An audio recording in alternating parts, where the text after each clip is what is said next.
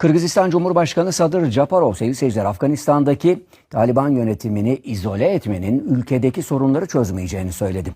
Japarov, batılı ülkeleri Afganistan'ın dondurulmuş döviz rezervlerini serbest bırakmaya çağırıyorum.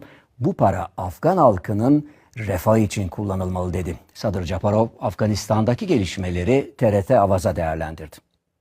Kırgızistan Cumhurbaşkanı Sadır Japarov, Afganistan'da son yıllarda yaşanan gelişmeleri TRT Avaz'a değerlendirdi. Afgan halkına yardıma her zaman hazır olduklarını belirten Japarov, bölgenin gerçeklerinin ise göz ardı edilemeyeceğini söyledi.